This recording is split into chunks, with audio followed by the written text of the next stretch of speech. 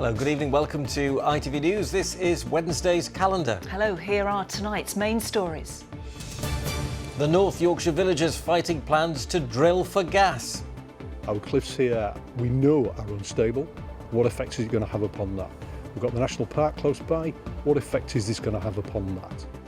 The project's been likened to low-level fracking. The energy firm insists it's environmentally safe. Also tonight, Now, two women from West Yorkshire brought together after tragedy are helping others affected by suicide. we'll be joined by Yorkshire's golden girl, Hannah Cockroft, who's just back from the Paralympics in Paris with 2 more medals to her name. And it got down to 4 Celsius in our Met Office weather site at Bainbridge, North Yorkshire last night. Knock off a couple for tonight and another couple for tomorrow. All the detail a little later on. And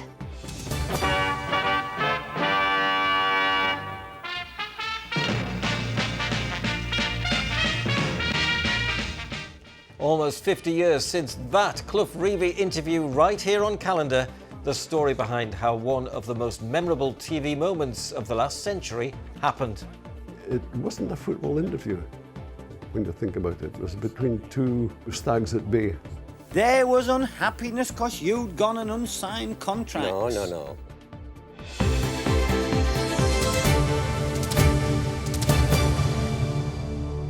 Thank you for joining us. Now, people living near a stretch of crumbling cliffs on the North Yorkshire coast have voiced alarm over plans to drill for gas amid fears of pollution, noise and even earth tremors. An energy firm wants to use so-called low-level fracking, pumping high-pressure water into the ground at the village of Burniston near Scarborough to try and find out if there's enough gas to make drilling there a going concern. The site is just metres outside the boundary of the North York Moors National Park, but company bosses say there'll be so little disruption to the fragile landscape that, well, you'd pick up more earth movements at a Taylor Swift concert. John Hill reports.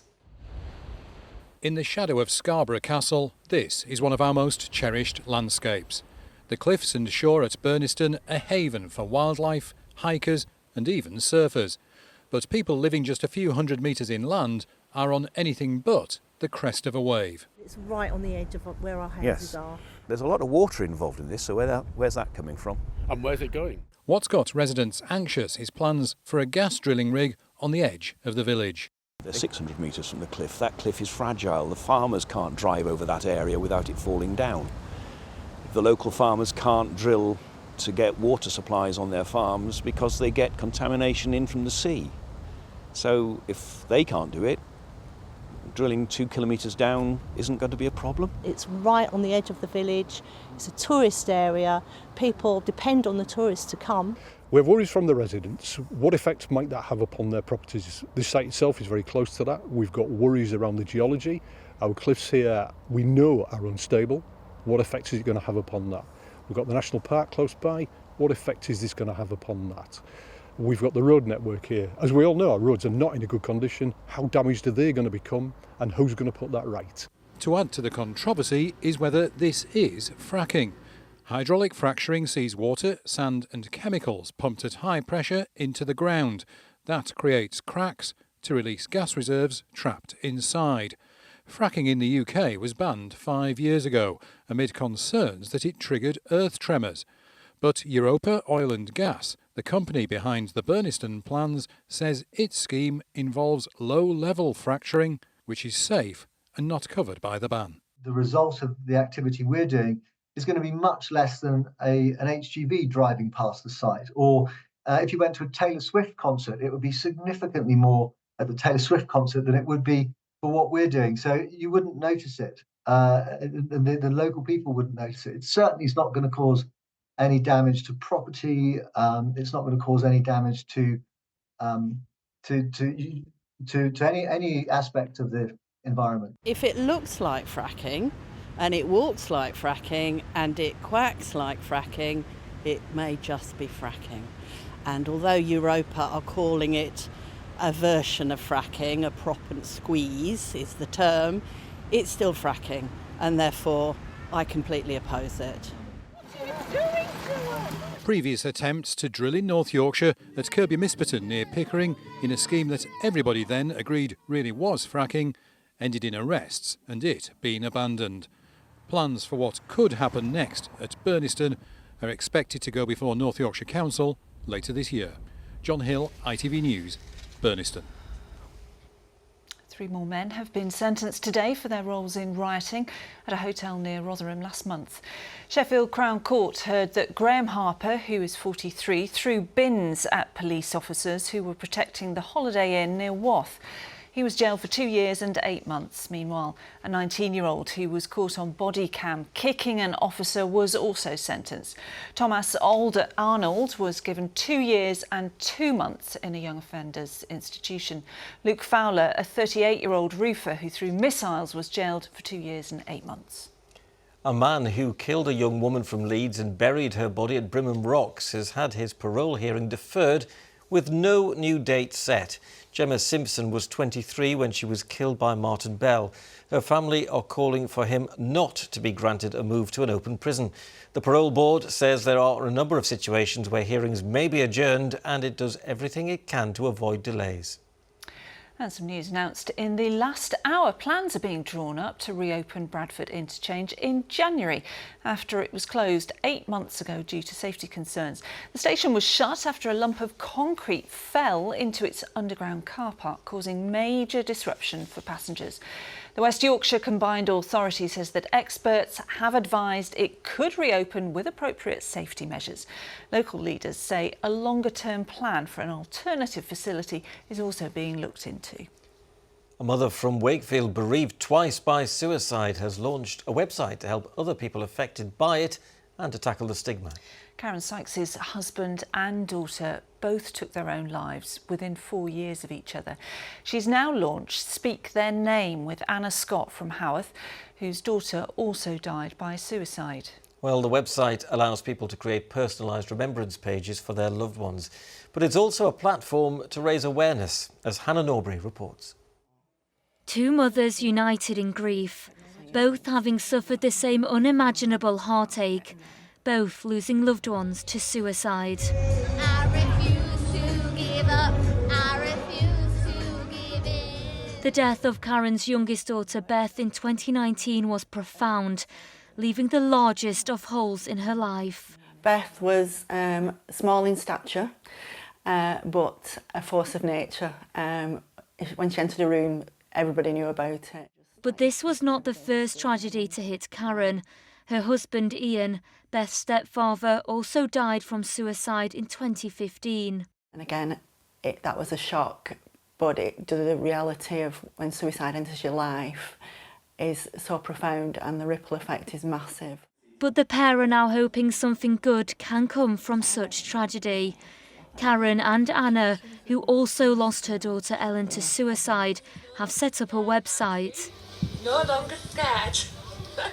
A memory page, a support network, a place to reflect. People will have a page that they dedicate to someone they've lost to suicide, which is like a memorial page. They're able to submit a video, they're able to submit some wording about that person and some photographs, and also a square which is not of that person but it represents that person. We haven't done this for ages. It also, as Karen says, keeps the memory alive, making them much more than just a statistic. The website and her page and anybody's page, it opens like a door and you get to know them.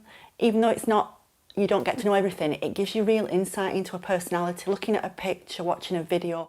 The pair are also working to raise awareness of the impact such a loss can have.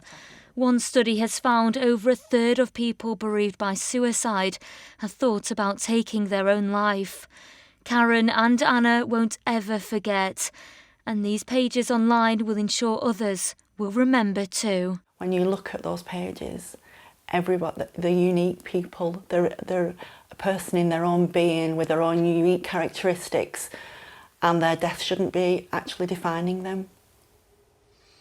Well, that was Karen Sykes ending that report by Hannah Norbury. And there's more on what Karen and Anna are doing on the Calendar website. That's itv.com/calendar, where you'll also find links to help and support.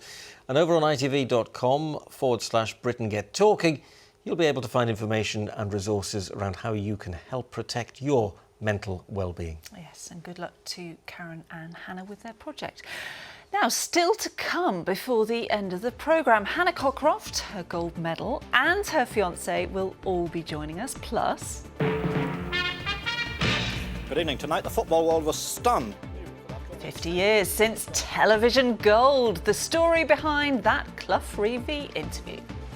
And September sunshine, heavy showers, a bracing wind and cold air.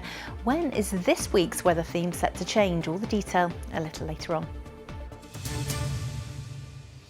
But first, fewer students and higher fees mean that some universities in our region could be tipping into financial crisis. The government is being warned not to allow our universities to fall into decline.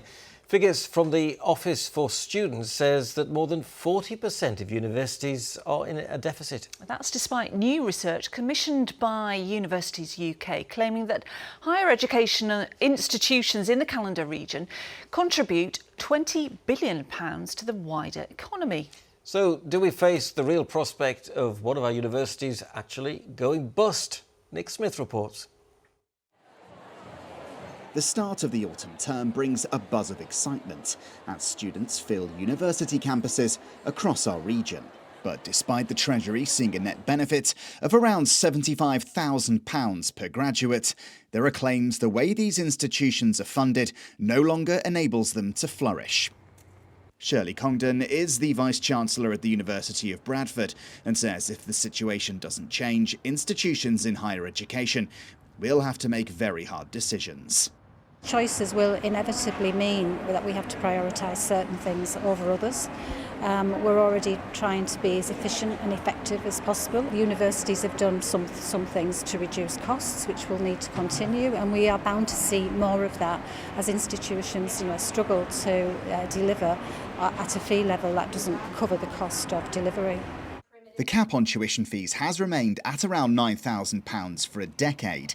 With no inflation adjustments, the revenue raised per domestic student now significantly reduces each year. Universities rely more and more on international students to subsidise their UK counterparts by paying up to 4 times more. But recent changes to immigration rules means recruiting them is now much harder. We've been through a real shock in international student demand, and so what we're saying to government is this is a really unusual set of circumstances and you need to have a plan to help an institution stabilise its finances if it really gets very close to the edge. Just how realistic is it that we might see one of our universities actually go bust? I mean, I look at this very closely, as you would imagine, and I can't rule it out. And that's really quite unusual. I've worked in this sector for a quarter of a century and I've never seen anything like it. The latest student finance laws mean those starting university will potentially be paying off their loans into their early 60s. The president of the National Union of Students says the route out of this crisis has to avoid any further hike in tuition fees. Institutions will go under if we don't do something about this. Public funding is needed long term for us to resolve this. And that extra money from the tuition fee is not going to last forever. The government says they are determined that the higher education funding system should deliver for our economy, for universities and for students, and they are monitoring its financial sustainability.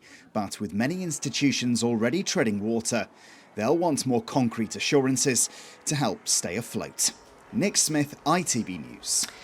Yes, we'll have to see what happens. Now then, people with afro hair are being encouraged to celebrate their style to stand out against hair discrimination. It comes as a new campaign is launched ahead of World Afro Day later this month, calling for the government to make it against the law to discriminate against someone because of their afro hair. Many people from Black, African and Caribbean backgrounds say they still feel stigmatised in places of work and education because of the way they wear their hair, and something needs to change. Robin Davies reports. It's estimated that more than 3 million people in this country have naturally growing afro hair, but many still feel it all too often becomes an awkward conversation topic. At Limitless Hair and Beauty in Leeds, this stylist, who specialises in afro hair, says time and time again her clients face similar issues about their hair in formal settings. There's always like a slight comment. It may be very small, but there's always a slight comment as in, oh, is there anything you could do with your hair that it would look a little bit more presentable? And then it's like they will ask, what do you mean? You know, my hair is my hair, your hair is your hair, so why should I change my look, the look of my hair? Despite existing laws making racial discrimination illegal, a recent workplace hair acceptance survey claims 1 in 3 company decision makers said it was possible their workplace could deny a black woman a job because of her natural afro hair. So a campaign has been launched in Westminster this week by the team behind World Afro Day, calling on specific legislation around hair discrimination. So I've got a body of evidence that says that this is a serious problem that affects potentially 3 million people who have just been going through this hair discrimination for a long time. And it's just been overlooked and ignored. And now that I have the evidence, I want to say to MPs and the government, this is a serious issue. It affects health, it affects education, it affects employment, and any issue of that magnitude would be dealt with by the government. As I got into secondary school, my hair became more of a problem when it came to the styles I had, and it caused like distractions and it wasn't practical in that kind of sense. So that was kind of like how I dealt with it growing up. Hair is a delicate thing, and like people touching it, like you don't know where their hands have been, and it's really annoying as well. MPs who came to listen to real-life experiences of Afro discrimination now have a fuller appreciation of its impact as these campaigners strive to change the law and not their hair. Robin Davies, ITV News. I never thought that was an issue, but obviously it really is upsetting for people. Yeah. Well, shall we go to Kerry? Yeah. Everything today. Absolutely everything. Super windy when I went out. Super windy. It's quite chilly this morning. Got down sort of low single figures, not quite low enough for a touch of frost. But it all started last night. Don't know if you were driving home last night after the programme. The skies started to clear. And then we had a beautiful sunrise this morning. Yes, it was chilly, but lots of blue sky to begin. And then the showers kicked off, and they really were quite beefy. So this was York earlier on around lunchtime. Nick didn't see any showers, but I can assure you they start to develop and push in. So we had basically unstable air. They developed in lines. Andy probably wasn't underneath that downpour, but anyone that was in Middleton and Leeds would have sure known about it. And this was in North Nottinghamshire. We've had some hail out of those heavier downpours today as well, and you can see them forming in lines here in Rossington, in South Yorkshire. If you were under that building or in that building under that cloud, an absolute downpour for sure. But they moved through quite quickly with, yes, those very strong winds. So it was chilly last night. We got down to the low single figures. Tonight, hovering maybe at about 1 or 2, but I want to show the night after. So tomorrow night into the early hours of Friday, we could be looking certainly to northern rural parts of North Yorkshire, freezing or just below. And if that happens, it will be the coldest overnight temperature for the first half of September in 5 years. So what I was saying yesterday really is quite chilly for this time in September, for sure. Yeah, so maybe not an air frost. Blankets last night. I know. Well, I walked into the house and I thought this is the coldest I've felt. I've just felt cold for the first time in my actual house for months. So yeah, we're going to feel chilly for the next few days, and the full forecast is coming up. Thank you. OK, now tomorrow will be the 50th anniversary of probably the most famous interview ever to take place right here in the Calendar studio, other than, of course, the Richard Whiteley being bitten by a ferret. I remember it well. Well, it was the 12th of September 1974 when Brian Clough, who'd been sacked as manager of Leeds United that day, went head-to-head with his arch nemesis, the man he'd replaced in the dugout at Ellen Road, Clough-Reevy. What followed has gone down in history and has since been recreated into print and on screen in The Damned United. Well, ahead of the anniversary, Chris Dawkes has been talking to one of those instrumental in creating television gold. There was unhappiness because you'd gone an unsigned contract. No. It's one of the most explosive, enthralling and iconic interviews of all time. Why? Because I didn't think it was necessary to have a meeting. On the 12th of September 1974, Brian Clough was sacked as manager of Leeds United after just 44 days in the job. I think it's a very sad day for Leeds. I think it's slightly sad for football. That night, Clough and his predecessor Clough-Reevy, then England manager, were invited into the Calendar studio for a special programme.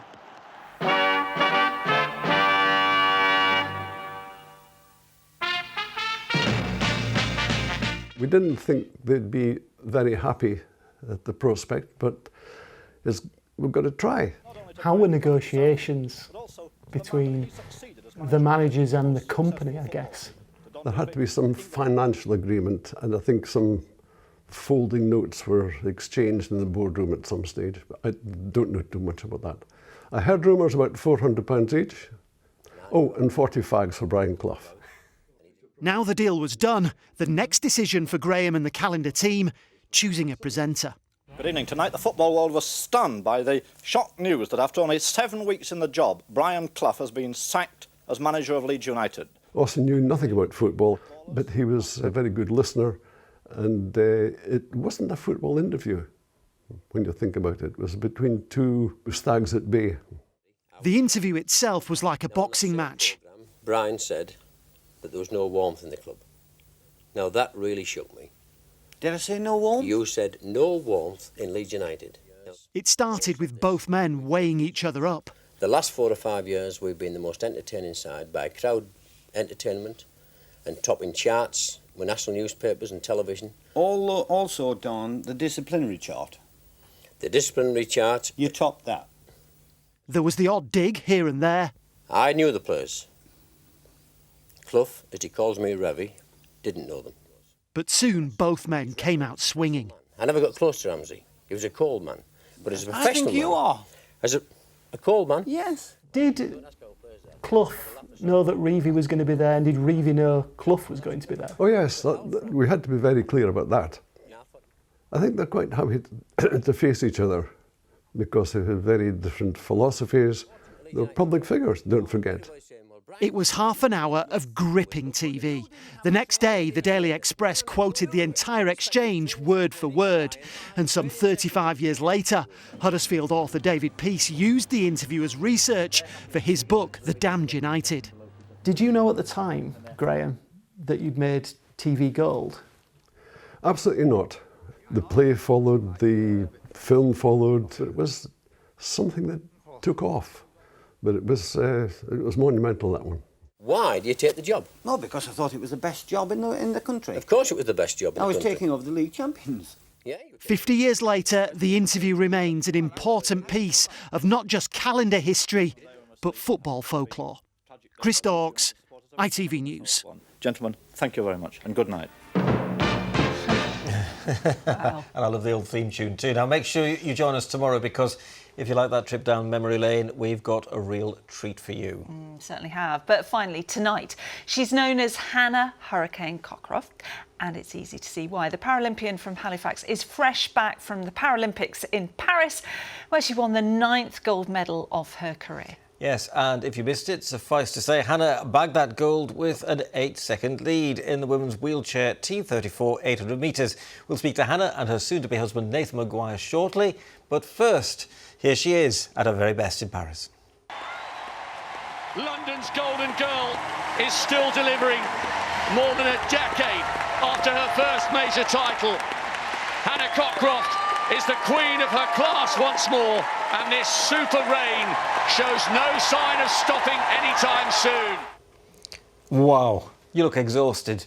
Congratulations. I mean, that was amazing. I think I still am exhausted. What do you think when you watch that back, Hannah? You know what? I watch it back and I'm going, oh, my arms are low, the hand speed's a bit slow. I'm just picking that to pieces. What a terrible performance. Really? Because when I'm watching that, I'm seeing that there is no one behind you because you were 8 seconds ahead. Well, that's always the plan. I like to be, you know what, in that 800 metres, so my teammate, Carrie Denigan, she flew out. She got out really well. She gave me a bit of a scare. So I just had to put my foot down and get ahead. Luckily, it all worked out. But yeah, for the first 200, I thought it would be a very different race. But you're all at the top of your game, so how can there be such a gap? You know what, I don't know. A lot of people ask me that. I think for me, obviously I've been in a sport a long time. So the girl that won silver has been racing since after London. Obviously I had the 5 years previous to that, but also it's who I train with. So I train with Nath every day, and I'm always trying to keep up with the boys. So I'm just pushing myself every single session, and I think when you get used to that, you're not scared of working until you're exhausted. So Nathan, you were racing too, weren't you? Only just missed out on a medal. Yeah, so I think what's really hard is that I was only 0.1 seconds off a bronze medal. But I think if someone had just told me 6 months ago that I would come 4th twice and 5th once, then I'd snap their hand off. I'd have been so excited with that. I think the hard bit is that everyone wants to come home with a medal. But to be pushing the world record holder to the finish line, it's a dream come true, to be honest, in wheelchair racing. So it's really exciting to feel like I've got a bit longer in my career. So it's a big year for you both, because in just a few weeks, well, you get married, don't you, in Halifax? we do, yeah, no pressure. We don't know, we had this strange idea that trying to cram a World Championships, Paralympic Games and a wedding into a year would have been just fantastic. I think the closer we've got to it, the more we've kind of regretted the decision. But I think because we've had such a successful year, it's going to be the best way to celebrate and see all our family and friends in one place, and yeah, just end the year on a high, hopefully. What do you think, Nathan? What's going to be more nerve-wracking, the wedding or performing at the Paralympics? I have to say, when I asked her to marry me, I would take a Paralympic final all day. But I think that I'm just excited to be able to see Hannah in Halifax Minster and just get married to Hannah and have a great day. I think it's going to be a really nice end to a perfect year. And we've got so many Paralympians that we've got to share our time with in Paris. So yeah, it's going to be really special. So Hannah, is this the last medal that you're going to win as Hannah Cockroft? Are you going to change the name? It's a big question. I'll always race as Hannah Cockroft, I think. Whether I change my name outside of that, it's an ongoing argument. So that is not the last one? This is definitely not the last medal for Hannah Cockroft, no. I think I've had such a successful career as a Cockroft that I can't let it go. And it's a good, strong Yorkshire name, so I just can't leave it behind. That's what we like. Hey, congratulations to you both. Thanks very much for coming in and talking to us. We really appreciate it. Enjoy the big day, and I'm sure we'll see you again soon. I hope so. Thank you. Thank you. Oh, aren't they lovely? Let's go to Kerry now for the weather. Good visibility on the horizon. TUI sponsors ITV Yorkshire Weather. Yes, it was a mixture of sunshine and showers across the region today. We started off with beautiful blue skies to eastern parts first thing this morning, and then the cloud bubbling up, looking like summer but feeling definitely more like late autumn, early winter. And then yes, a few showers bubbling over the Pennines and spreading across all parts on and off during the course of the afternoon. You can see that very clearly on this morning's satellite and radar sequence. Those showers beginning in the south and west and then spreading all the way through to the east during the afternoon, but some September sunshine in between. Clear spells and showers for this evening, but overnight tonight, the sky is clear. We see those showers fade and the winds become a little bit lighter, and therefore the temperatures do take a bit of a dip. And certainly in rural spots, a touch of grass frost as we head towards dawn. It will be a chilly start tomorrow, but a good dose of blue sky. 6:35 and 7:28 are your sun times. So plenty of dry and bright weather to begin, but we look out to the North Sea for a few quite heavy showers, possibly clipping the coastline during the course of the day. Inland, not as many showers and not as heavy as today, but still the risk of a few mixed in with our sunny spells. Again, the temperatures struggling to get to the average of around 18 or 19 Celsius to southern parts of the region. And then as we head into Friday, that high pressure builds, so the skies will clear. We'll get a really chilly start for Friday. Temperatures struggling, but mostly dry and bright. And then as we head into the weekend, we look to the north and west for this system. We're hoping it stays there until at least Sunday at the earliest, but expect a bit more cloud on Saturday, but definitely those temperatures improving quite a bit. TUI sponsors ITV Yorkshire Weather. There you go. Tender plants will need some tender loving care over the next few days, for sure. Good tip. Thank you very much. Thanks very much. Now then, that's it. Our next bulletin is at the later time of 11:05 with Matt. That's because it's the National Television Awards this evening, and we need to wish our colleagues at Emmerdale good luck. Yes, they're nominated for Best Serial Drama, and Eden Taylor-Draper, who plays Belle King, is also up for Best Serial Drama Performance. So good luck to them all. Yes. From all of us here, have a good evening. Good night. Good night. Night.